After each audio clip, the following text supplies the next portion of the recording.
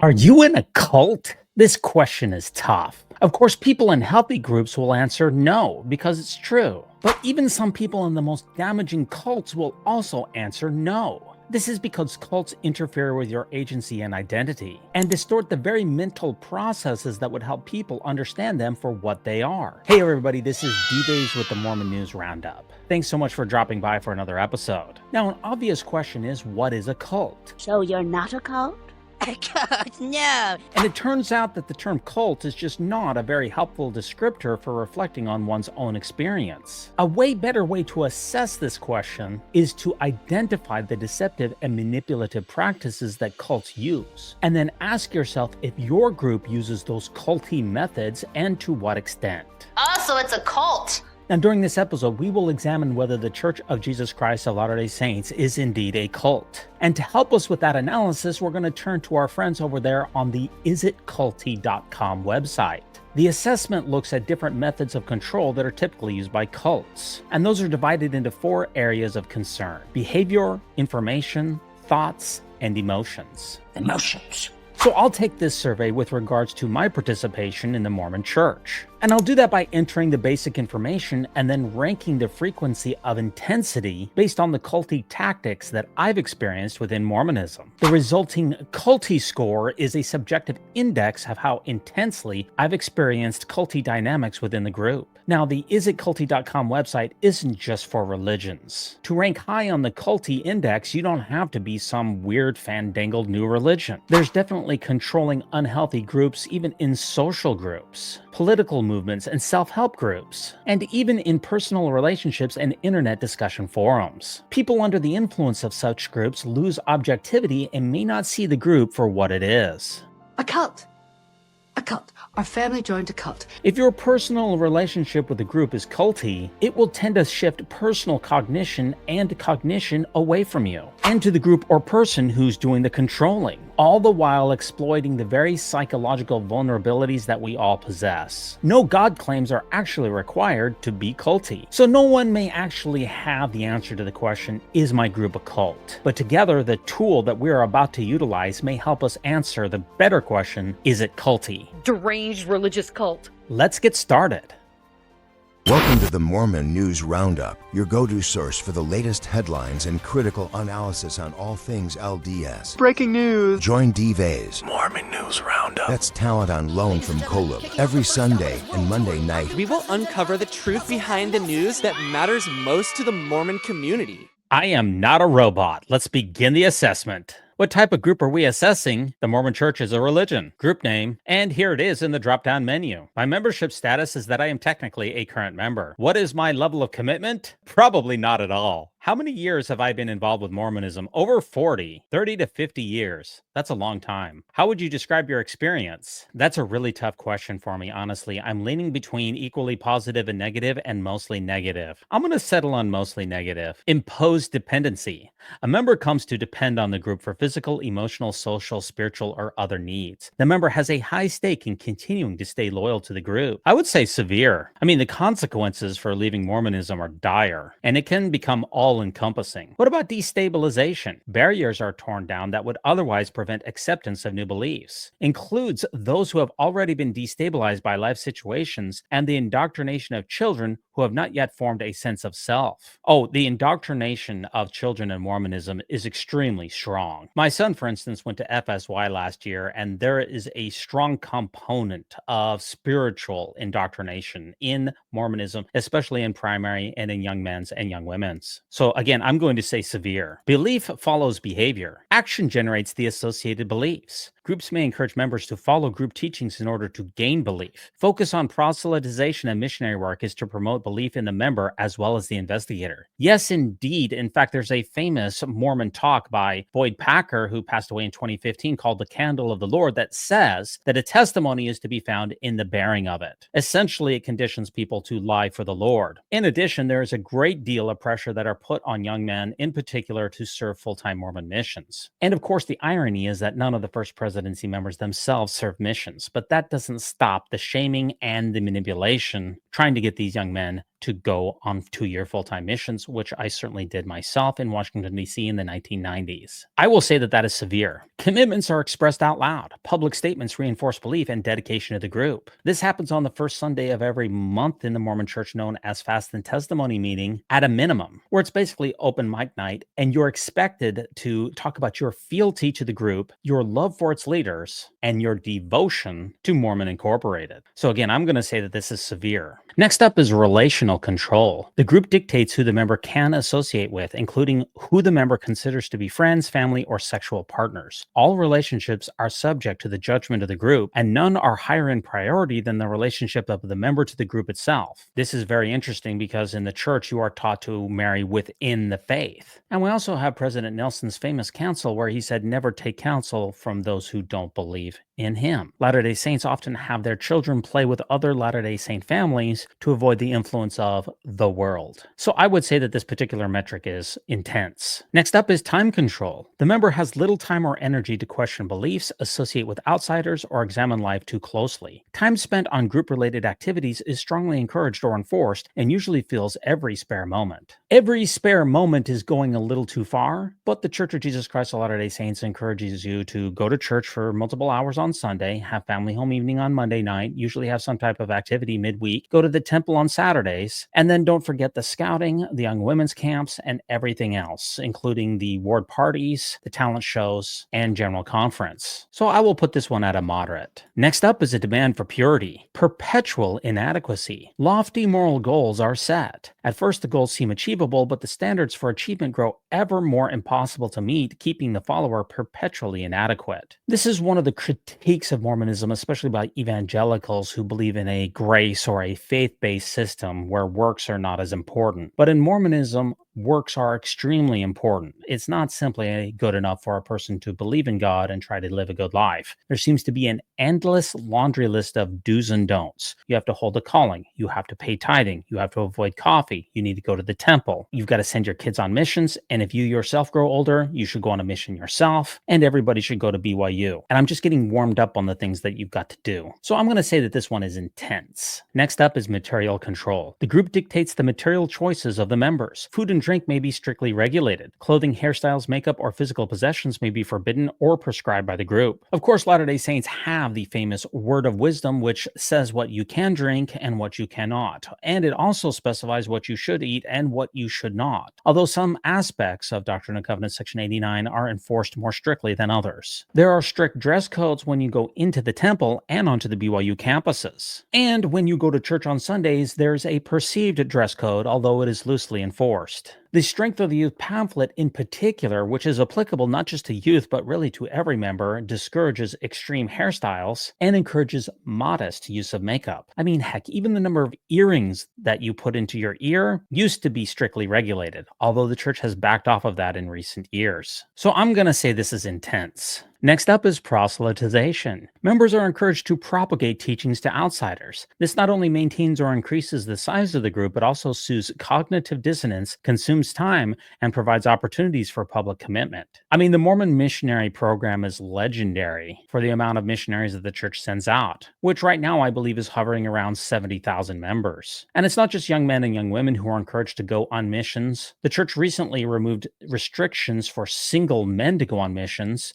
You just have to be 40 years old and follow a few other rules, and you can also serve a mission now. And then there's older couples who are also encouraged to go on missions, although they typically do not do the door-to-door activities that younger missionaries do. Preaching the gospel is one of the fourfold missions of the church, which is why the church expends about $1 billion annually in its missionary efforts. And of course, missionaries themselves pay between $400 and $500 a month for young persons to go on missions, and even more if you're a senior missionary in some circumstances. So as far as proselytization is concerned, I'm going to say it's severe. Financial pressure, requirement of excessive financial contributions, significant punishments for not contributing. Now, it's well known that the Church of Jesus Christ of Latter-day Saints requires its members to tithe or give 10% of their income to the church. Can you be a participating member of the church and not tithe? It is technically possible, but you will be a second-class saint in the church. You will not achieve high callings, you will not be able to go to the temple, and you will not be able to enjoy full fellowship. It's really important to note here that Mormon teachings specify that if people do not pay tithe tithing, then they will be burnt when Jesus comes again to rule and reign in, wait for it, Jackson County, Missouri. You either pay tithing to the Church of Jesus Christ of Latter-day Saints, or you will be burned by apocalyptic fire. That is a deeply manipulative message. The financial pressure on members includes those who are in very meager circumstances as well, including poor Africans. They're still expected to pay tithing to a $300 billion mega corporation in Salt Lake City. The bottom line here is if you don't pay the Mormon Church, you won't be with your family in the afterlife. So I'm going to say that this is a severe pressure. Next up is indirect directives. Certain restrictions or demands on behavior are implied rather than expressed. The logical elements for a given conclusion are supplied, leaving the member to draw the conclusion herself. Leadership remains innocent of issuing any unseemly teachings. I would say that this is quite low. And the reason that I say that is because the church has a very exhaustive handbook of instruction, almost 500 pages long, with a full list of do's and don'ts. It's a very pharisaical handbook that covers absolutely everything from birth control to membership councils. I don't think that leaves a lot for indirect directives. And of course, this is in diametric opposition to what Joseph Smith supposedly taught, namely, we teach the members correct principles and let them govern themselves. So I'm going to say that this is very mild. Next is elitism. The members of the group are chosen people, exalted, righteous. Members are made to feel special when compared to outsiders. Absolutely. Members of the church are taught that they are Saturday's warriors, save for the last days, the most valiant spirits in all of history. And not only that, the people who attained high leadership callings are considered even more righteous. There's a thin veneer of prosperity gospel that is the underbelly of literally all of Mormonism. Latter-day Saints are the sheep, the world is the goats. Mormons are wheat while everyone else is a tare. Mormons have been washed clean from the blood and sins of this generation, and everyone else is telestial fodder. Quite frankly, this is one of the reasons that, in my experiences online, that Latter-day Saints really lack empathy. When you have an elitist philosophy, you tend to turn your nose down on people who don't drink your Kool-Aid. So I'm going to say that this is severe. Next is a dissociative state. Trance induction and dissociative states. Critical thinking skills are reduced through regular encouragement of receptive mental states. Altered states can be mild and seem normal and include concentration, fatigue, boredom, and hunger. In my experience, Mormonism doesn't really do that much, with the possible exception of the temple endowment, or the entire temple rituals in general. A lot of people talk about how they are not even really present for those rituals because they are supremely culty and very weird. And I can definitely relate to that, especially as my testimony gradually eroded away. I felt like I was disassociating from my own body.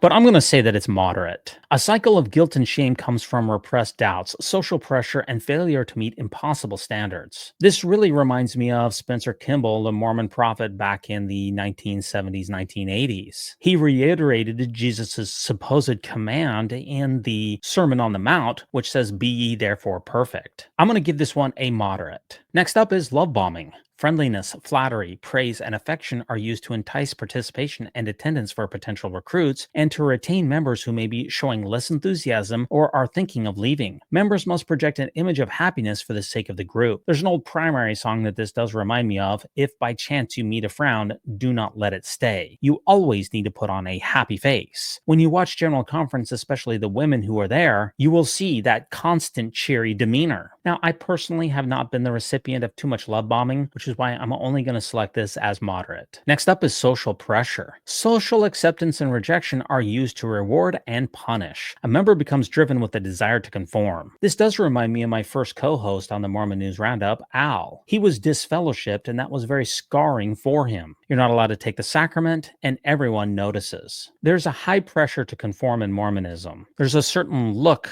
that Latter-day Saint women in particular have. And I can speak from my experience that as far as men are concerned, there's a certain amount of wealth or status that you feel a pressure to attain to, because generally Mormon leaders are all high earners with good jobs, which is why I'm going to say that this is intense. Induced phobias. Fears are instilled which are either imaginary based on real or exaggerated consequences, or an artificial effect created from group pressures. I mean, the obvious one here is the entire concept of hell, or an afterlife in which you're not with your family. I don't know how to describe that other than an induced phobia, since we have zero evidence for any afterlife or hell. And as I mentioned earlier, another induced phobia is the idea that if you don't pay enough tithing to the Ensign Peak sham, then you will be burned by fire when Mormon Jesus comes again. Other induced phobias would include, like, if Mormon missionaries are told that if they don't work hard enough or aren't obedient enough, then they won't be able to share the gospel with others, and they will be responsible for someone's lack of knowledge, or even potentially not going to heaven. There's an entire slew of induced phobias in Mormonism. If I can just highlight one more, it's the entire idea of handshakes and tokens that are necessary to get into heaven to pass by the angels who stand as sentinels. The induced phobia here is, if you don't remember your secret words, your passwords, then you won't be able to get into heaven. I cannot imagine anything more ridiculous than that particular induced phobia, which I will say then is severe. Blame reversal. The leadership group and doctrines are above reproach, so any failed promises and bad situations are always the fault of the member. I can tell you that from talking to many Latter-day Saints in my comment sections for years, this blame reversal is real. No one wants to take the opportunity to critique Mormon leadership. In fact, in the temple for many years, you literally took a covenant not to speak evil of the Lord's anointed. I'm not sure if that's still there at this time. But the Mormon leadership themselves engineered one of the largest financial scams in history with Ensign Peak, and not one of them has been held accountable. And absolutely no one critiques them for their diabolical lies. If something doesn't work out in my life, it's never the church's fault, and it's certainly never the senior leaders of the church's fault. They are above reproach. So I'm going to say that this is intense. Euphoria Induction. The euphoria of group participation and fulfilling the members' ideals motivates good behavior and reduces doubts while proving the validity of the group. This does remind me, for instance, of the Hosanna shout or the temple rituals inside of the esoteric multi-million-dollar castles that the church has built so many of. But I will just say that this is moderate. No honorable exit. In the minds of leaders and members, there are no honorable or valid reasons to leave the organization. Those who leave are denigrated and or demonized. This is absolutely the case. You know, M. Russell Ballard, the disgraced businessman, went on a rant where he said, "Where will you go? What will you do?" I did reply to him and gave some inspired and snarky responses. Where will you go? Where do I want to go? Where will you go? I don't know, where do you want to go? Where will you go? Yeah, wherever I want. Where will you go? Stop saying that! To whom shall you go? Away from you. What will you do? What'll I do? Where will you go? I will do what I always do. To whom shall we go? Wherever we want. Pause and think carefully. Yeah, no thanks. Leave the old ship Zion. I'm leaving. Will ye also go away? Get away from me. Where will you go? Where will you go? Where will you go? Whatever I feel like I want to do. Gosh! But according to the church itself, there's never a valid reason to leave the Church of Jesus Christ of Latter-day Saints, and those who do leave are demonized. Their countenance is fallen. They're children of hell. They've been blinded by the devil, and they're ready for destruction in the afterlife. Luckily for us, there's no good reason to believe any of those things are true, but I'm going to select severe on this. Double bind. You're damned if you do and damned if you don't. The members are put in a catch-22 type situation. They're induced to either comply with the group and betray themselves or dissent and be condemned by the group. Now, generally, I don't think that this is such a high pressure, but it was certainly a pressure for me since I worked part-time or full-time for the Church of Jesus Christ of Latter-day Saints for 24 years. I literally had to comply with the group or I would lose my job. And in the church, no criticism of church leaders or policies is really tolerated. That's where you get the damned if you do, damned if you don't. You can either try to be true to yourself and be rejected by the group, or you can put on a happy face and tell a bunch of lies and be miserable internally. So being a church employee, I would say it's severe. But as a regular church member, I would say that it's just moderate. Next up is milieu control. Information and environment are tightly controlled. Gossip, questioning, and criticism is tightly regulated, as is access to outside information, especially that which might raise doubts or be critical of the group. Now, criticism of church leaders is absolutely not tolerated, and I imagine that that is what is eventually going to lead to my excommunication. Questioning of church policy or doctrines is also frowned upon severely.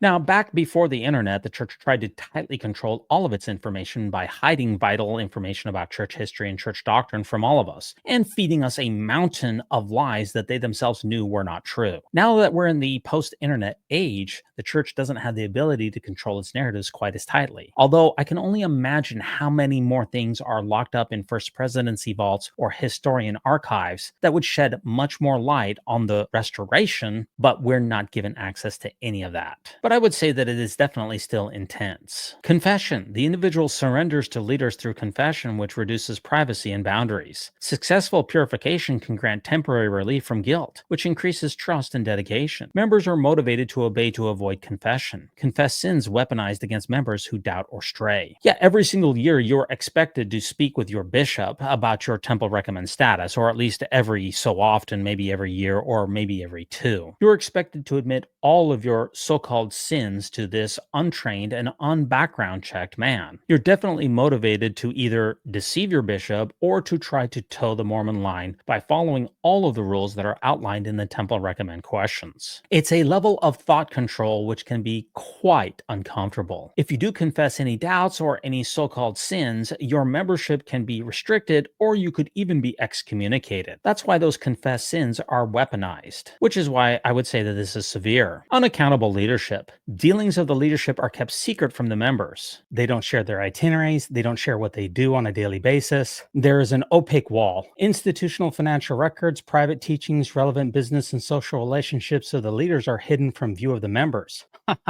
Absolutely they are. The church is famously opaque about its financial records. We don't have any Mormon apostles' journals from the last generation, and the church doesn't tell us if any of the apostles typically have business relationships. All of this is kept hidden from everyone. Critics of the secrecy are demonized. Absolutely. This is one of the biggest issues for me, especially with regards to the SEC fine. We have a number of senior church leaders who engaged in a giant scam, and they have been completely unaccountable. They haven't taken any responsibility at all. They haven't answered any questions, and they haven't really even apologized. They think that they are above the law and above morality. So I'm definitely going to select severe for this one. Next up is deception. Lies, omission, and front activities cover up flaws or unusual aspects of the group, doctrine, leadership, and history. Some deceptions will be revealed later when a member is ready. Well, this does remind me of when the church formed a bunch of shell companies to make it so that nobody knew how much the church was worth. That was one of the biggest generational deceptions of my time in Mormonism. There's also a great deal of deception that goes on with the temple, or at least there was before we got the videos like New Name Noah. The most cult-like rituals in the temple are supposed to be veiled in secrecy, and you're only allowed to see them when you're quote-unquote ready. Luckily, hidden camera videos from New Name Noah and others have shined a light on these incredibly culty practices. So I'm going to say that it's intense. Next up is sacred science. The ideology and leaders have the one and only truth. Oh, absolutely they do. They claim a patent on the subject. Members should only seek answers in group teachings. Yes, that is strongly reinforced in Mormon doctrine. Doctrinal logic is airtight. Yes.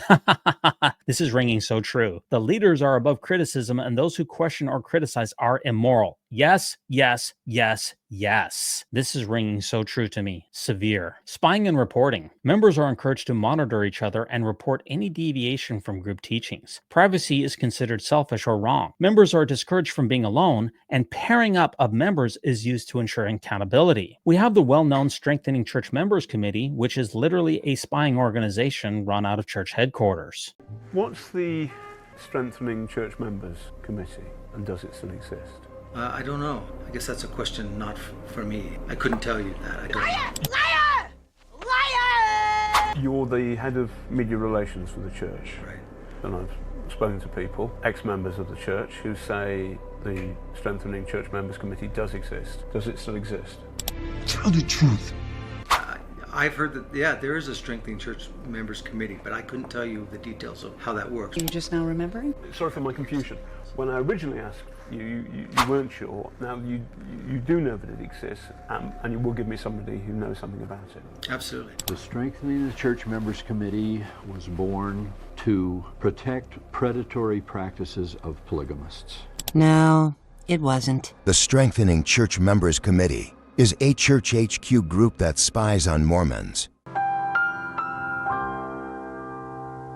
They definitely fit the bill on this particular metric. As far as members being alone, well, Mormon missionaries are never allowed to be alone. They're supposed to be with their companions at all time. Regular members can certainly be alone, however, which is why I will say that the spying and reporting is just intense. Mystical manipulation. Events and experiences are orchestrated, manipulated, or reframed to appear supernatural and prove the leader is chosen and the doctrines are true. Right, President Nelson, for instance, claims to be a modern-day Moses, but he doesn't exhibit any of the prophetic powers of a Moses, nor the ability to do anything mystical. Therefore, his mundane correspondence, or the things that he does on a daily basis, are reframed to supposedly be mystical. Many routine comings and goings of Mormon leaders supposedly draws some kind of a supernatural connection, even though they're easily explained without appealing to such. When you read the church news on a weekly basis like I do, you will see these incredibly rudimentary stories that have been ginned up to make them appear magical. So I will say that it is intense. Propaganda saturation. Members are compelled to consume overwhelming amounts of group-generated media. Oh, for sure, the come follow me lessons that you see online, there's hundreds of these particular YouTube videos. And the church requires people to watch family and home evening supplement videos, watch general conference, not to mention subscribing to church magazines, the alumni magazine,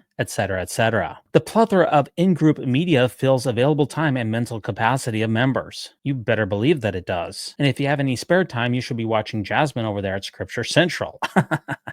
Group media is propagandistic in nature, manipulative, one-sided, and deceptive. All of the church media outlets are total propaganda. KSL, the Church News, the Deseret News, they tell only one side of the story, and that's the faith-promoting side. Anything that's negative or has a bad light on the church is not going to be brought up. It's extremely Orwellian. The Mormon Church's media outlets are pure propaganda.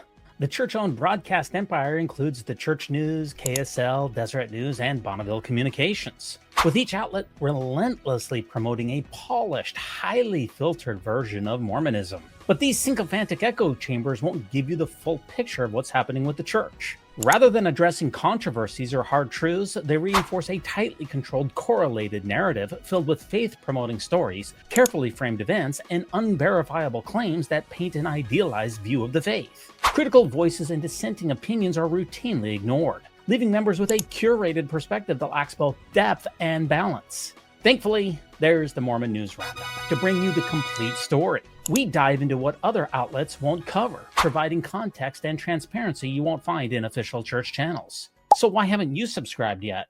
I would say that this one is intense. Black and white thinking. Broad spectrums of thought and morality become reduced to two options: good versus evil, love versus hate, weak versus strong, humble versus proud. Oh, absolutely. When the prophet speaks, the thinking has been done. When the prophet speaks, the debate is over. There are many members of the church who have this mindset that when the prophet speaks, the debate is over and you should just not think about it.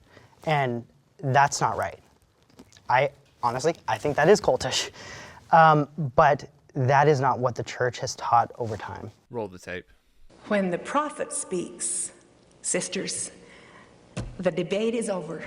N. Eldon Tanner echoed her sentiments in the August 1979 Ensign, and it's not just a throwback to the 70s, here it is at a BYU devotional from 2011. My dear wife Ann introduced a motto for our family, which she has continually taught our children and occasionally has had to remind me, that when the prophet speaks, the debate is over. It's also an attitude that students are encouraged to adopt in the Presidents of the Church Institute manual. And it was brought up as recently as 2023 as the motto by which Elder and Sister Suarez live their lives. So yeah, I'd say that is what the church has taught over time, wouldn't you?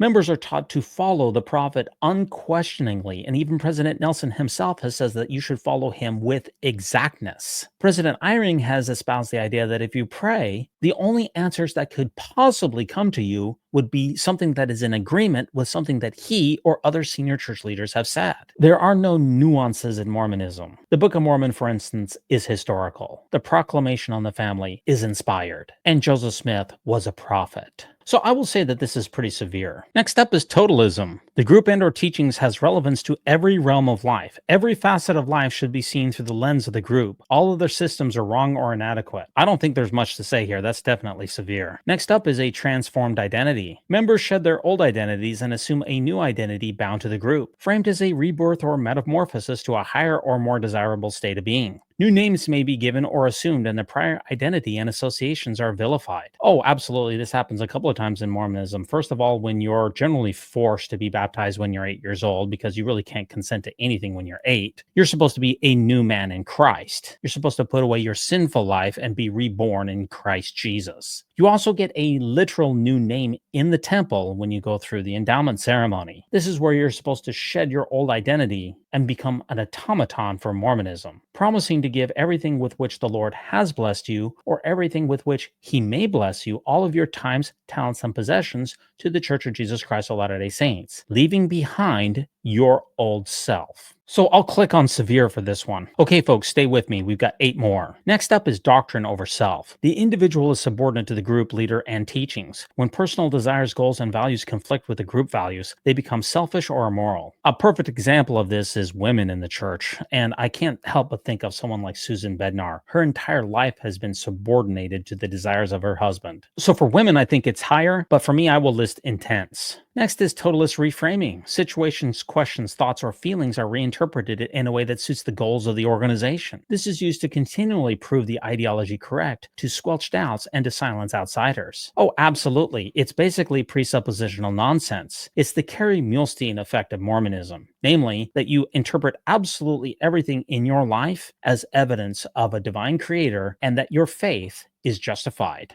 Harry Mulestein is a professor of ancient scripture at Brigham Young University and a prominent figure in LDS apologetics. He specializes in Egyptology and has focused on topics related to ancient texts, particularly those that intersect with Latter-day Saint scripture such as the Book of Abraham. Mulestein has worked to defend LDS scripture by interpreting ancient Egyptian artifacts and writings in ways that align with Mormon teachings. His research methods and conclusions have generated controversy, as some critics argue that his work lacks peer-reviewed support and often aligns more with faith-based perspectives than mainstream Egyptology. I start out with an assumption that the Book of Abraham is true. Any evidence I find, I will try and fit into that paradigm. I feel that I want to understand the evidence that I find because to me it's a given that it's true. Despite his strong acknowledged bias, significant conflicts of interest, and a lack of rigorous scholarly methodology, Carrie Mulestein remains an influential figure in LDS pseudo-scholarship. I will call this intense. Next is emotion over intellect. Emotion is emphasized as the preferred decision-making tool. The value of using reason is downplayed. Doctrines are frequently taught in emotional contexts, such as through stories told in tearful or gentle tones. Oh, absolutely, you get this in General Conference every single year. And you also get it in fast and testimony meetings where people cry about mundane aspects of their life and then try to tie in a supernatural connection. In Mormonism, the entire epistemology is foundational to emotion. It's based all on feelings. Unfortunately, feelings are not a reliable pathway to truth. It does remind me of when President Oaks talked about doing church research if you have doubts. He said, "May I suggest that research is not the answer." That is very culty. I will say severe. Next up is loaded language. Existing words are loaded with new meaning. New words are added. Other words are banned or dropped from usage. This affects the ability to think as well as ability to communicate comfortably with those outside the group. Now, I think a lot of groups have their particular loaded language, and I don't think Mormonism has the trademark on this, so I'm going to say that it is simply mild. Thought-terminating cliches. Short phrases, pat answers, metaphors, and emotional reactions are pre-established to frame doubts. Doubt and questions are automatically shut down.